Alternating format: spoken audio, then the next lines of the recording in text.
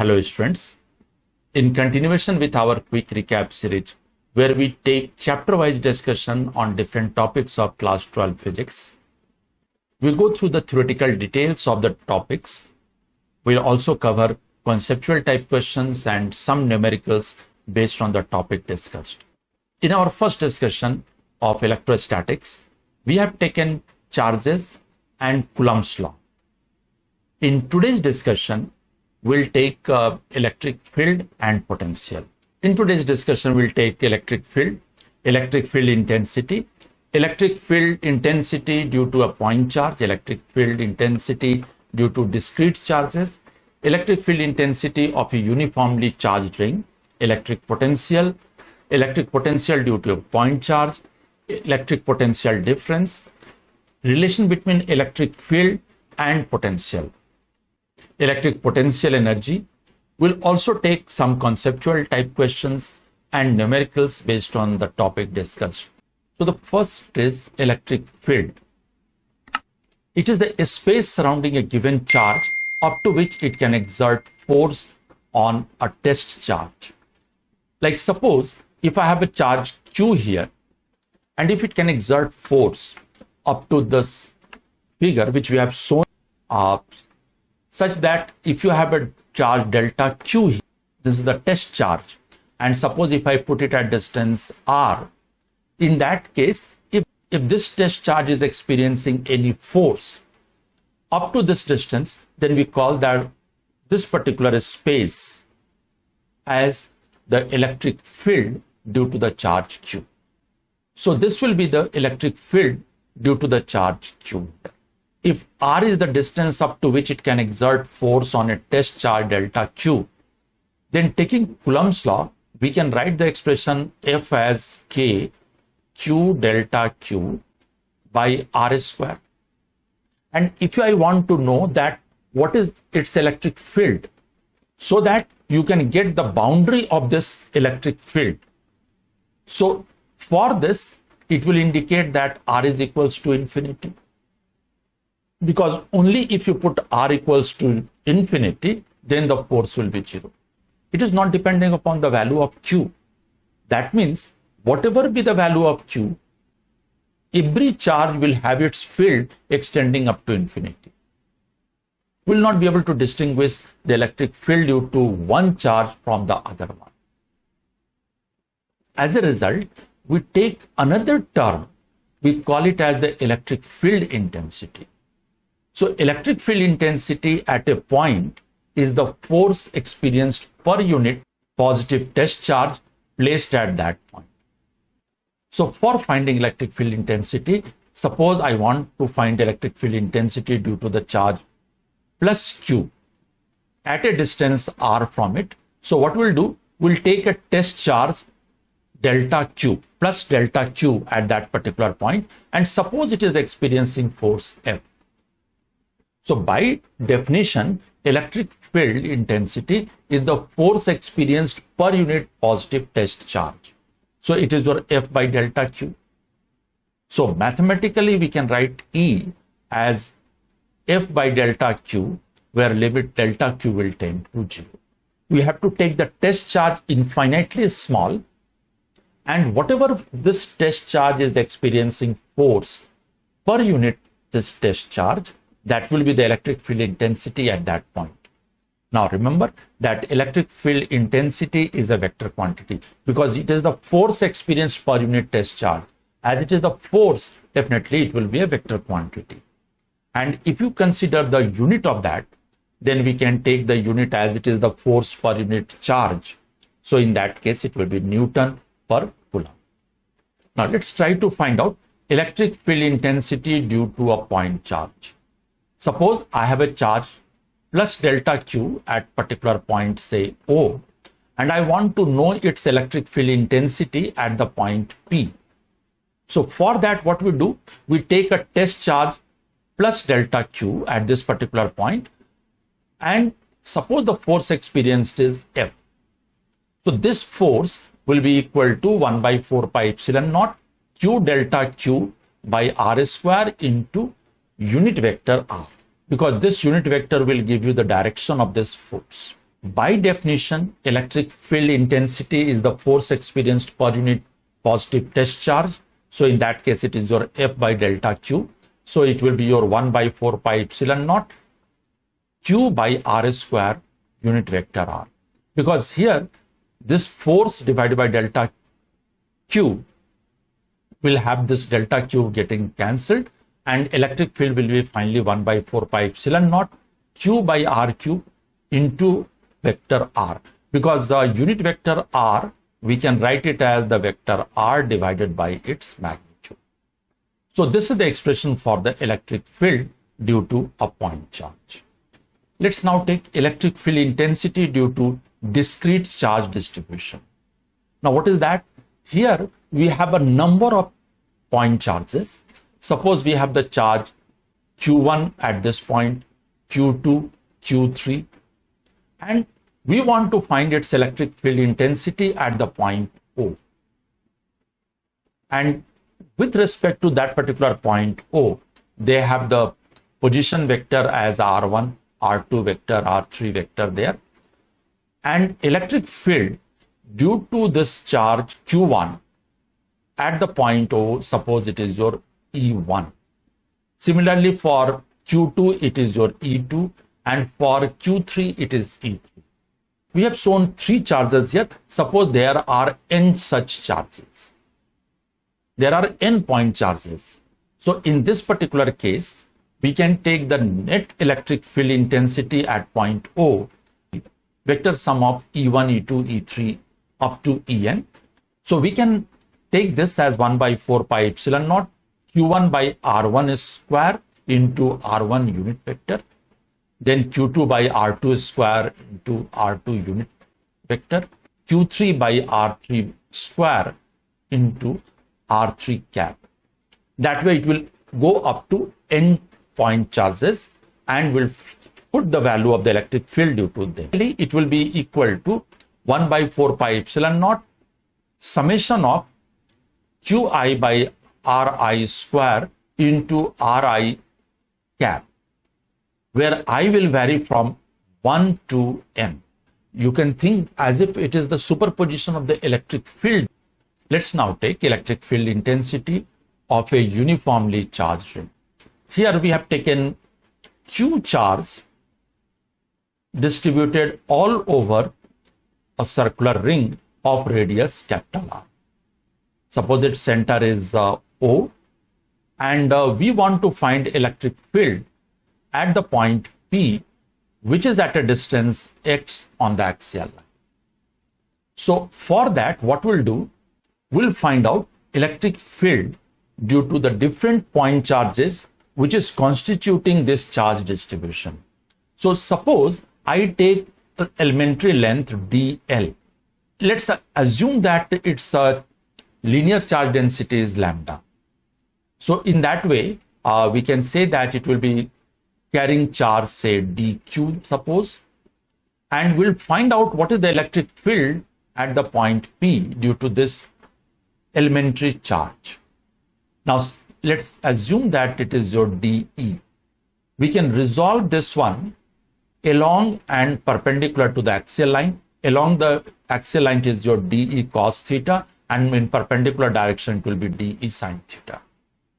Now if you take similar elementary section which is diametrically opposite, suppose you are taking at this particular point, again this length is your dl, so due to that electric field will be dE again at this particular point. Direction is of course different, but magnitude wise it will be the same. So if this is also making angle theta, we can find out its component.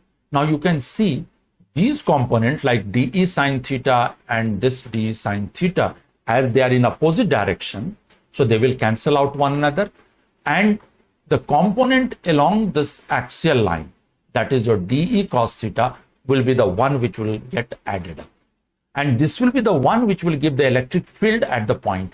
So elementary electric field dE, that is your 1 by 4 pi epsilon naught lambda dl. Lambda is the linear charge density, that is the charge per unit length we can take, divided by R square, because we have taken R is the distance of the elementary section to the observation point. So here, summation dE sine theta, that is the component which we have said in the perpendicular direction to the axial line, these dE sine theta, this summation will be 0 because they will be in opposite direction, they are equal in magnitude.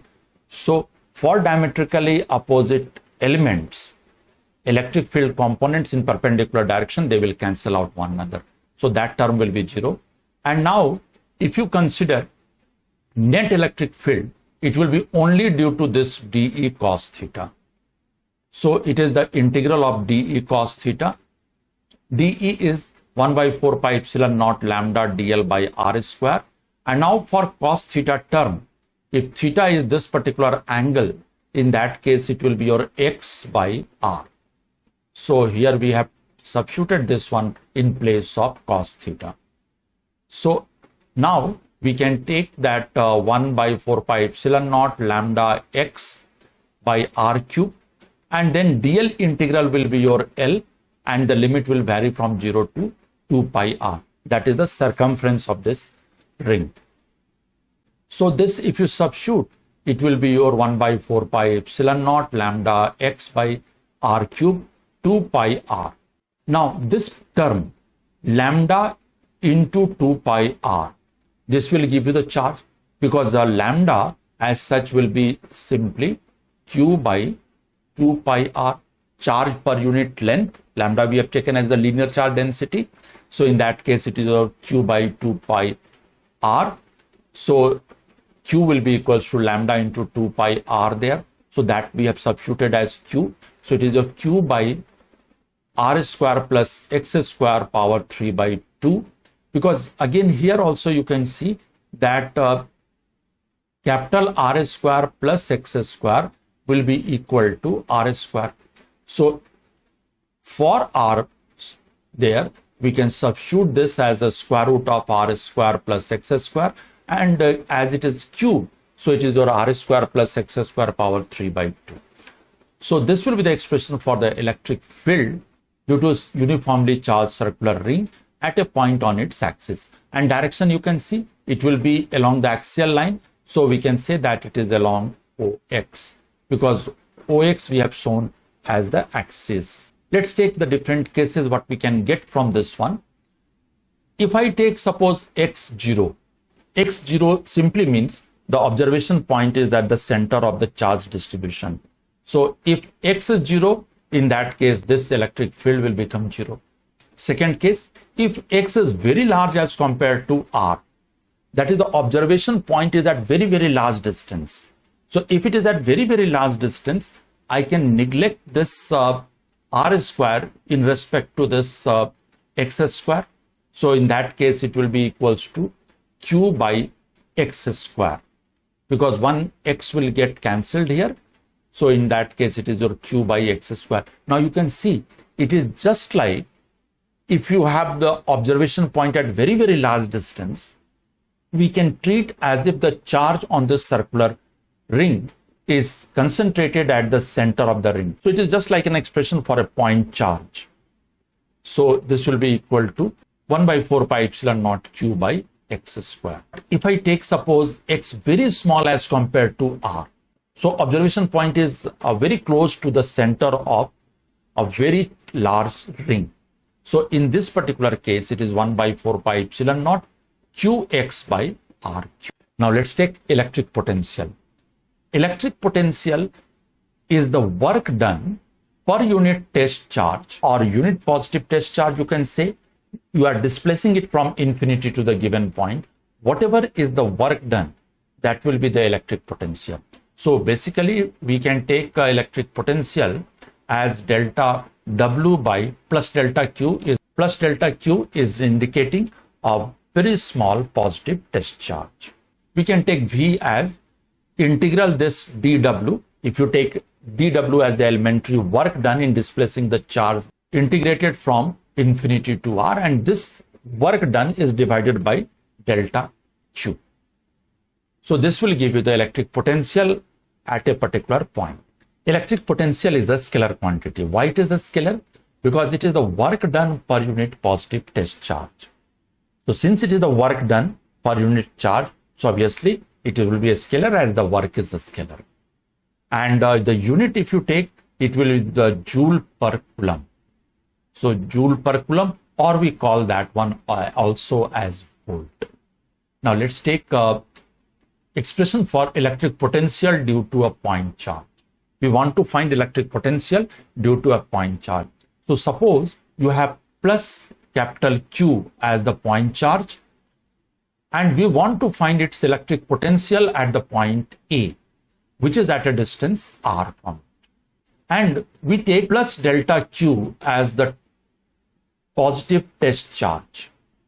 So this this test charge is suppose at any moment at a point P, which is at a distance x from the charge. And the force experienced by the test charge is suppose F.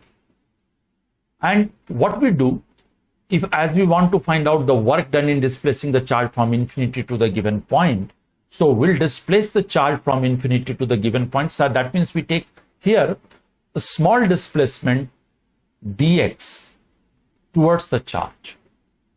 And as it will be in opposite direction, definitely the force which is experienced by the test charge and the amount and the displacement which we are doing, they are in opposite direction. So let's take what is the small work done.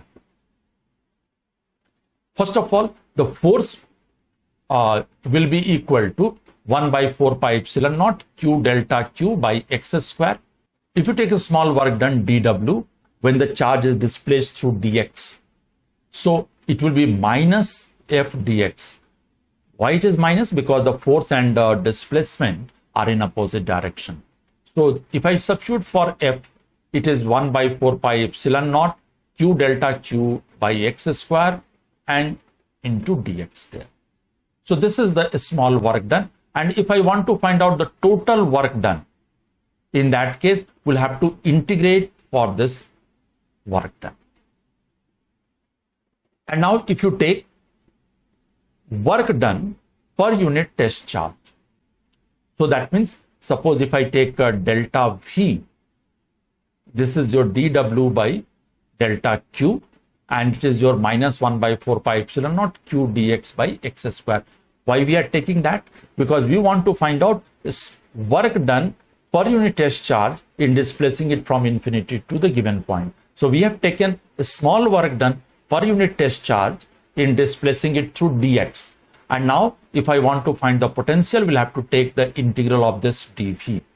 So it is your minus 1 by 4 pi epsilon naught q dx by x square, and the integration will be from infinity to. Now dx by x square is integral is your minus 1 by x. So here the limit is from infinity to r. And if I substitute, first of all, this negative and negative sign will become plus. And if you put the upper limit, then lower limit. So finally the expression for the electric potential will be 1 by 4 pi epsilon naught q by r. So this is the expression for the electric potential due to a point charge. Electric potential difference. It is the work done per unit positive test charge in displacing it from one point to another. So suppose here we take the charge plus q, and we want to find the potential difference due to this source charge between the points A and B. Suppose A is at a distance RA and B is at a distance RB, and we are displacing a test charge delta Q from point A to B. So in that case, it will be equal to 1 by 4 pi epsilon naught Q dx by x square integral from RA to RB. And of course, it will have the negative sign because the force and displacement are in opposite direction. So if you put the limit, it is q by 4 pi epsilon naught RB minus q by 4 pi epsilon naught RA. Upper limit minus lower limit, we are substituting in place of this x. And this term, if you see the first one, this is nothing but the potential at the point B. Whereas the first, this term, second one, is the potential at the point A. So it is basically VB minus VA. If I want to find potential difference between A and B, it will be VB minus VA. That means the potential of the final point minus potential of initial point. So it is basically potential of final point minus potential of initial point. Here A is the initial point and B is the final point. So it will be your VB minus. Let's now take a relation between electric field and potential. So again, for the same arrangement, we can take the charge Q is there, force experienced by the charge Q. I'm taking the charge Q at the particular point P, which is at a distance R here. So this will be your force experienced will be equal to Q into E, charge into electric field. And small work done will be your minus F into dr, because the force and the displacement are in opposite direction. And now it is your minus QE into dr. And if I take work done per unit test charge, so it is your dW by Q, which is your minus E into dr. Now this particular term dW by Q, if you consider, it is nothing but your dV. So it is the small potential difference minus E into dr on the right side. So E we can take it as your dV by dr. That means it is the negative of potential gradient U. But in general, because this will be the expression if electric field is varying only in one direction. In general, we can take E as minus del V by del R. It is the partial derivative which we'll take, and this one will be there as minus I del upon del X V. Of course, with under bracket we can take. Then it is your J cap del V by del Y, and then it is your K cap del V by del Z. So this is the expression which we can get for the electric field. Let's now take electric potential energy. Electric potential energy is the work done in displacing a given charge from infinity to the given point. Remember how we have defined electric potential. Electric potential was the work done per unit test charge in displacing it from infinity to the given point. Now for electric potential energy, it will be for a given charge. What is the work done in displacing the given charge from infinity to the given point? That will give the electric potential energy there. Now we take the charge as Q, small q. And so electric potential energy, if I want to find, it is basically electric potential multiplied by charge. So that way we can take simply as it is over 1 by 4 pi epsilon naught q by r into the charge q. So electric potential energy will be q by 4 pi epsilon naught into r.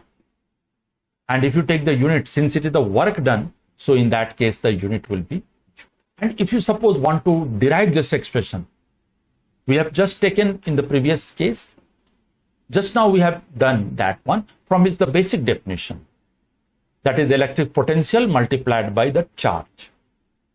Now here we can do this derivation, and remember this derivation is similar to what we have done for electric potential.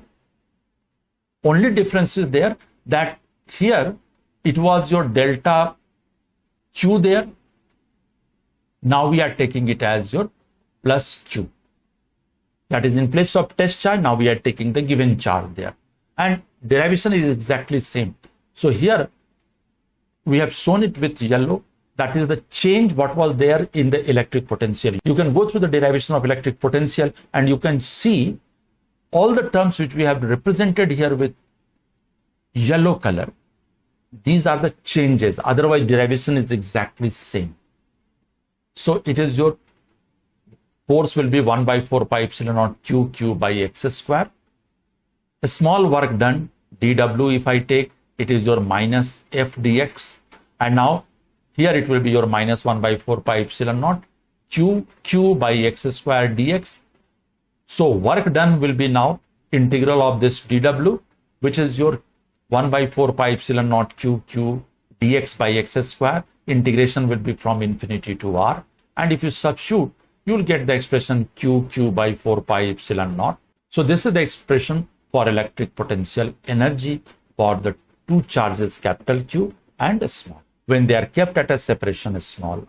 Now let's take work done in moving a charge in a closed loop. If I have suppose source charge capital Q and we have the charge small q here, and I move this charge along a closed path.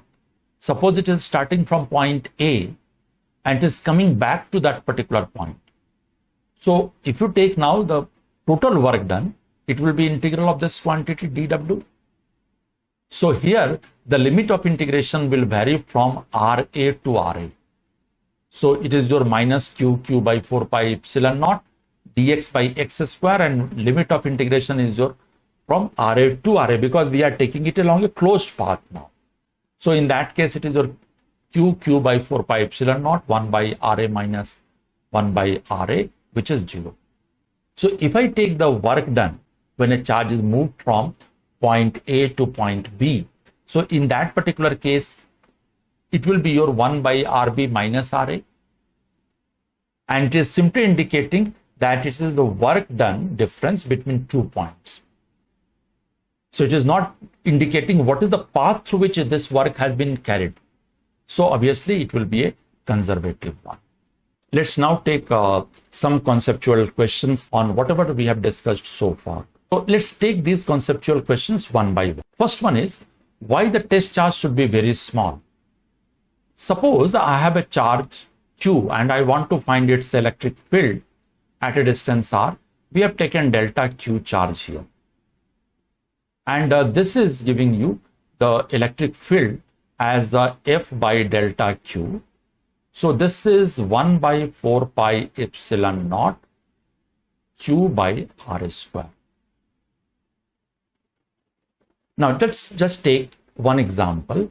Suppose this source charge has some value, say it is your plus Q, and the test charge what we are taking is of 10 coulomb, and it is experiencing a force, say 100 Newton. So what is the electric field? Electric field intensity will be 10 Newton per coulomb because it is your 100 by 10. If I assume that the test charge is suppose only 1 coulomb, then it will experience a force of 10 Newton. So in that case, again, electric field, if I consider, it will be your 10 by 1. So it is your 10 Newton per coulomb.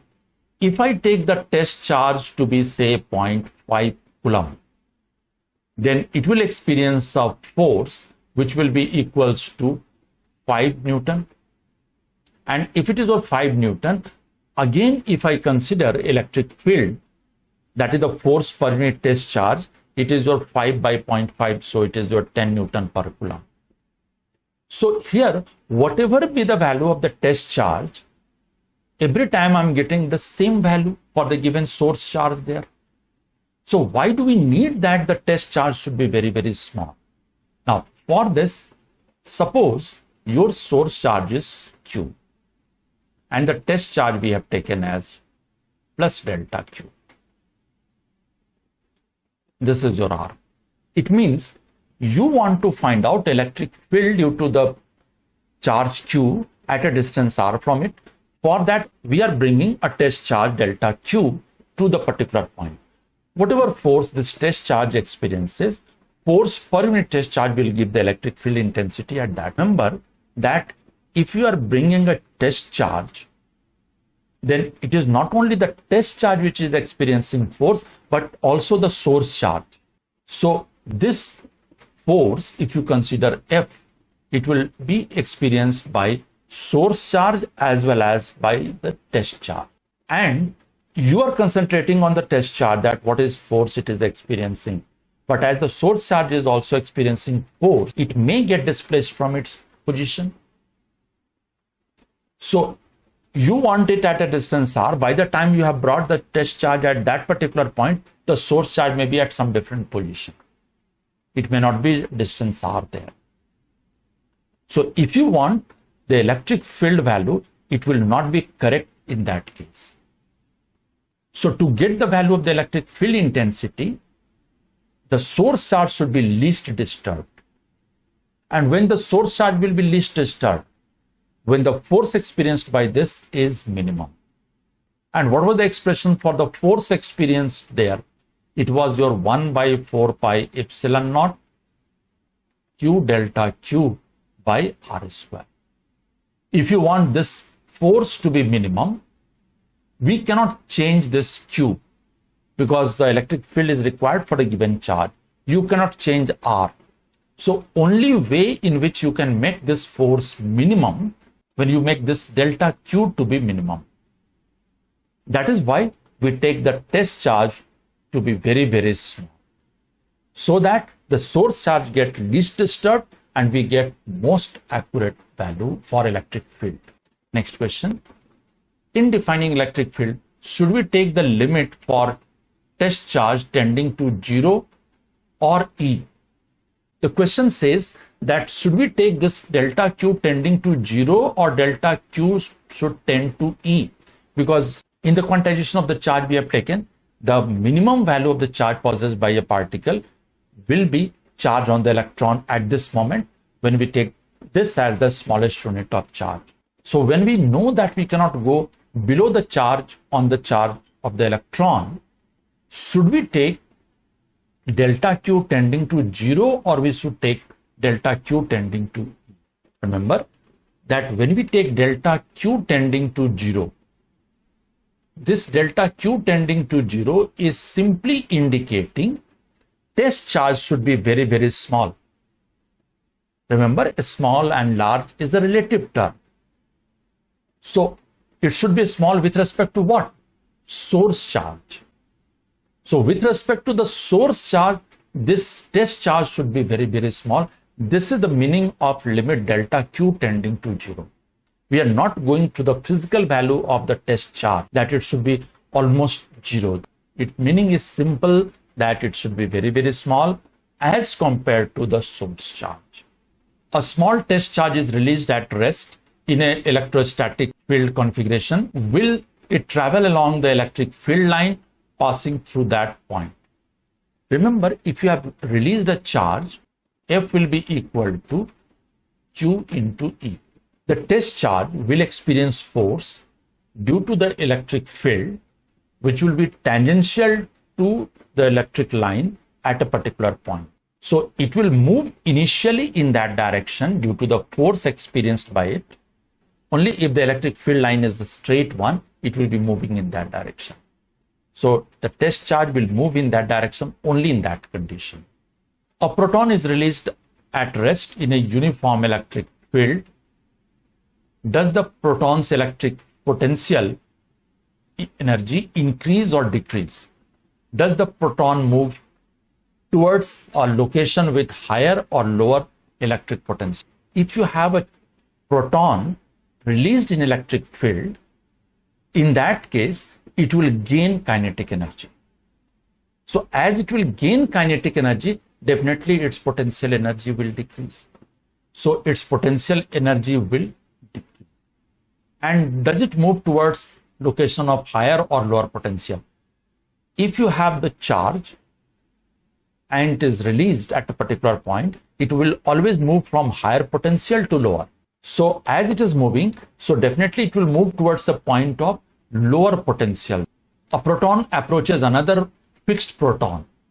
What happens to the kinetic energy of approaching proton and electric potential energy of the system and the total energy of the system? So let's take one by one. You have a proton. This is suppose a proton. It is approaching another fixed proton.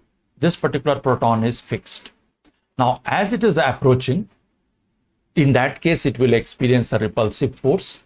So obviously, as it will experience repulsive force, its kinetic energy will decrease. And what will happen to the electrostatic potential energy? As now the separation will decrease, so obviously electric potential energy of the system will increase. So kinetic energy is decreasing, electrostatic potential energy will increase. And what about the total energy of the system?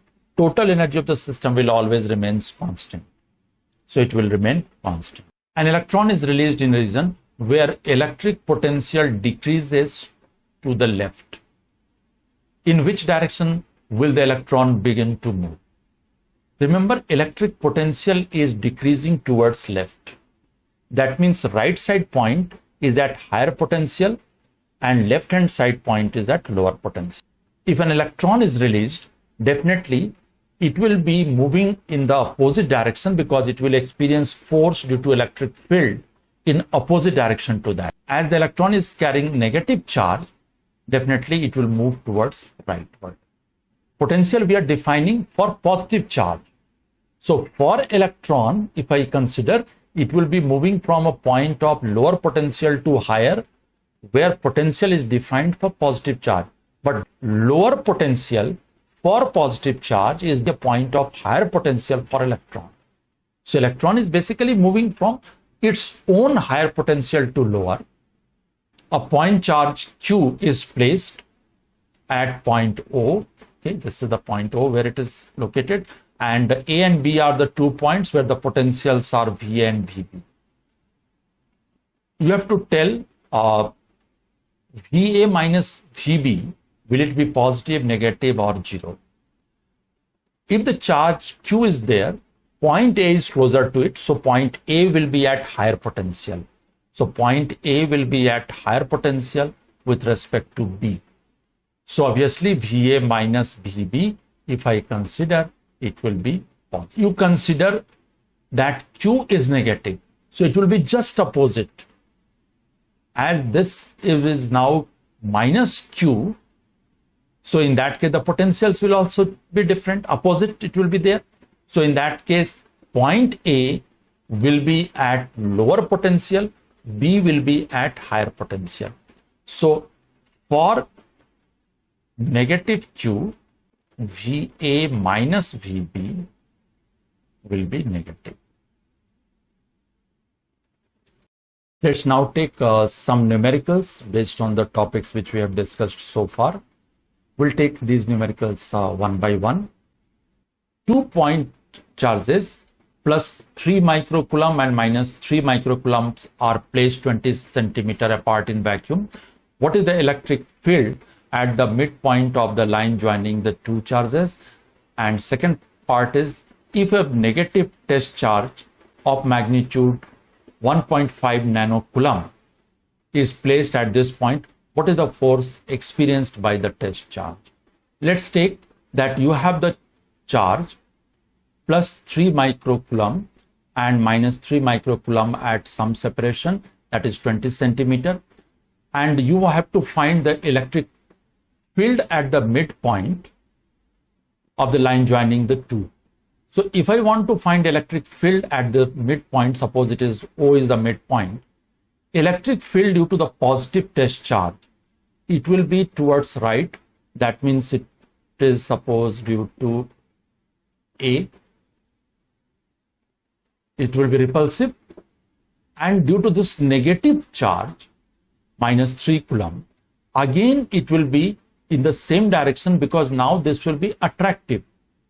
So EA and EB will be in the same direction. E will be 1 by 4 pi epsilon naught Q1 by R1 square plus 1 by 4 pi epsilon naught Q2 by R2 square. R1 and R2 are equal, both equal to 10 centimeter, and Q1 and Q2 are also equal. So if you substitute for that, you will get this value as 54 into 10 to the power 5 Newton per coulomb, and it will act along OB because the direction will be towards this charge minus B. So here it is your 54 into this, or you can also take this as a 5.4 into 10 to the power 6 Newton.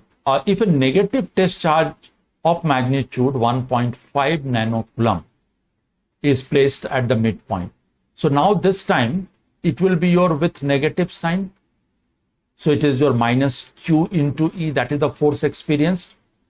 So it will be with negative sign 1.5 into 10 to the power minus 9 into 54 into 10 to the power 5, which is your minus 8.1 into 10 to the power minus 3 Newton.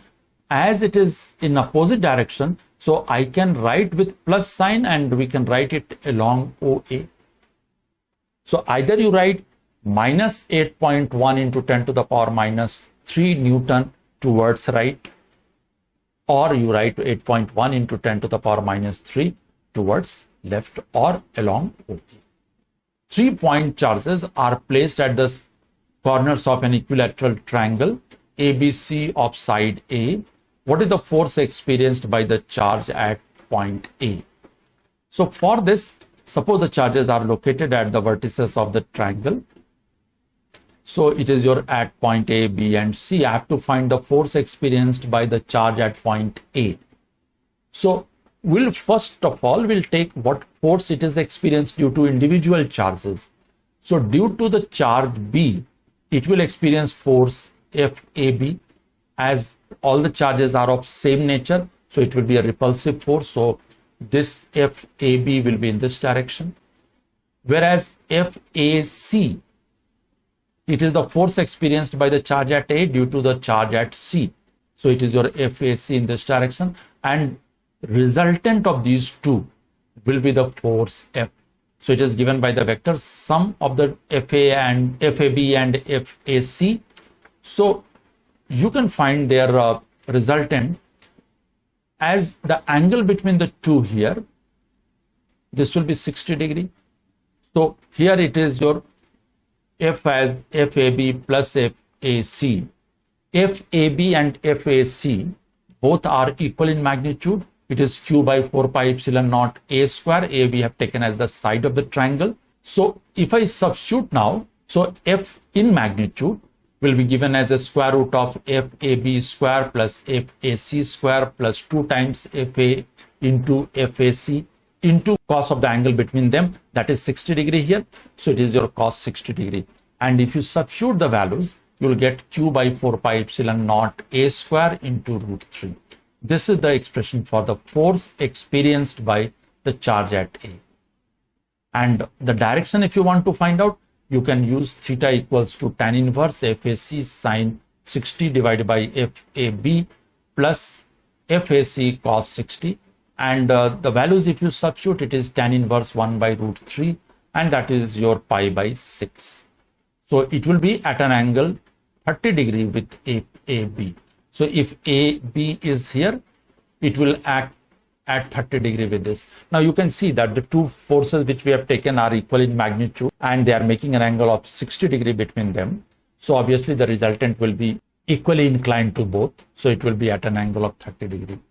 You can find out this force also by taking the resolution of the vector. You can resolve FAB and FAC into mutually perpendicular direction, and taking the vector sum, you can find out the resultant force. 5-point charges, each of magnitude plus q, are placed at the corners of a regular hexagon of side A.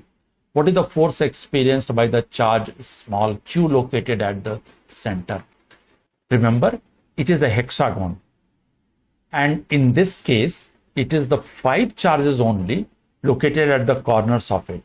So obviously one corner will be missing the charge.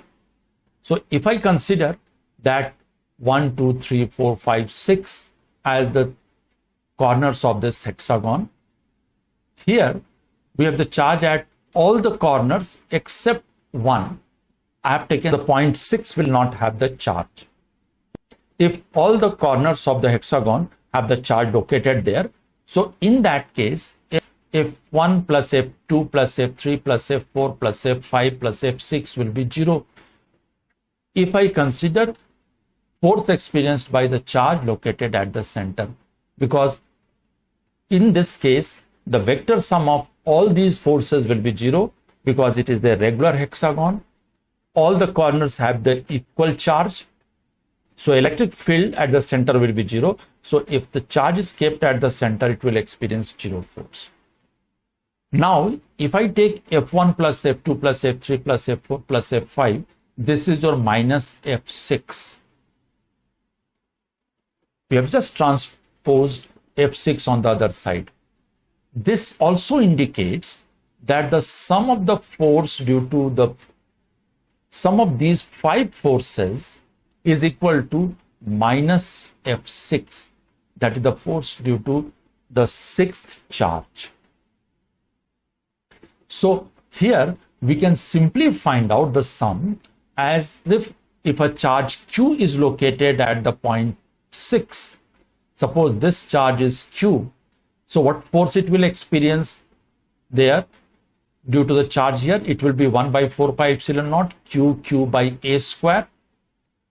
And since this force, this charge would have experienced a force which is repulsive, so in that case it will be in opposite direction to that. So it will be along O6, I can say. That means the force experienced by this will be in this direction. Remember, F6 will be in this direction. That is the force due to the charge at point 6 will be in this direction. And since you take minus of this, so in that case, it will be acting in this direction. That means from point O to point 6. Consider a point charge Q placed at the origin and another point charge minus 2Q is placed at a distance 9 meters from the charge Q. Determine the point.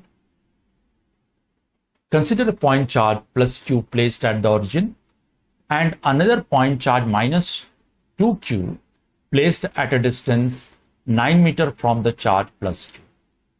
Determine the point between the two charges at which the electric potential is 0. Now for this, if I consider that the point P is here at a distance x, so electric potential at the point P will be due to the charge at A and due to the charge at B. So here, if I take the potential, it is 1 by 4 pi epsilon naught Q by x minus 1 by 4 pi epsilon naught 2Q by 9 minus x. And since it is given that the potential is 0, so in that case it is 0. So it will be 9 minus x equals to 2x or x equals to 3 meter. So it should be at a distance 3 meter from the charge Q. So that is the point where the electric potential will be 0. But you can get a point of 0 potential also at some other point P, which is on the left side of the charge Q. Now this is your, suppose at a distance x, so for the other charge minus 2Q, its distance will be 9 plus x. So again, if I take potential, it is your Q by 4 pi epsilon naught x minus 2Q by 4 pi epsilon naught 9 plus x. This is 0. So 9 plus x is equals to 2x or x is equals to 9 meter. So at a distance of 9 meter from the charge Q, again the potential will be 0. But in the particular question, you have to determine the point between the two charges. So if it is between the two charges, only this particular case will be there. That means at a distance 3 meter from the charge A. That is the point which is between the two charges. But if it is asked, find the position of the point where the electric potential due to this system is 0, then you will get basically 2 points here. Apart from another point which is at infinity. Because at infinity, once again, the potential will be 0 for all charges there. So here, for this particular question, it may be as it is between the two charges, it is only one answer. But if it is asked in general, in that case, it will have two answers there, 3 meter as well as 9 meter. 4 charges are arranged at the corners of a square PQRS of side A as shown in the figure. Find the work done to assemble these charges in the given configuration. Second part, suppose a charge Q is brought to the center of the square by keeping the 4 charges fixed at the corners. How much extra work is required for this? And the charges which are given, this is the charge plus Q, this is minus Q, this is plus Q, this is minus Q, located at the corners here. And here, the charge Q dash is there at the center. So Q dash is at the center. So first of all, let's find out what is the work done to assemble these charges in the given configuration. Okay, so that means you have to find what is the work done in keeping all the 4 charges at the 4 corners of the system. You have to find the work done. It will be equal to the electrostatic potential energy of the system. Because how we have defined electric potential energy? It is the work done in bringing the 2 charges at some separation. That means, or you can say that it is the work done in bringing a charge from infinity to the given point. So that means it is basically one charge is fixed, you have another one you have brought from infinity.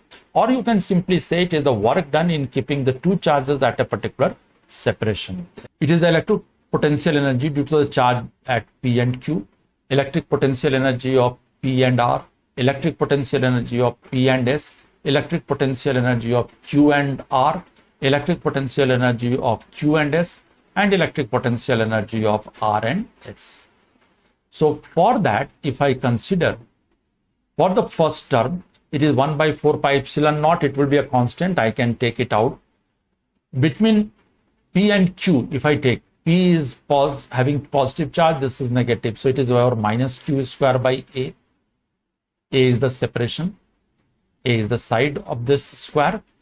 For the second one, that means between the point P and R, it is your Q square because both are having the charge Q there.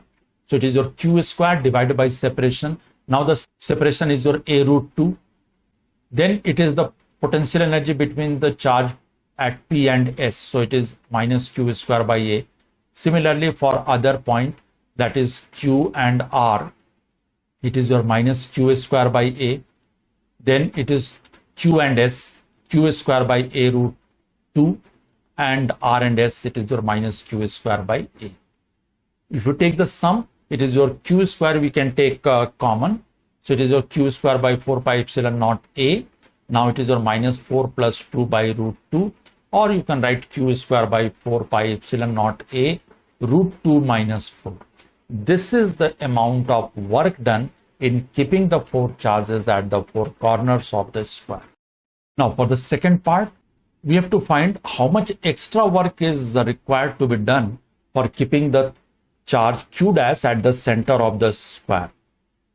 Remember, electrostatic potential energy for 4 point charges at the corners we have already calculated. Now we have to find what is the extra work done in keeping the charge Q dash at the center.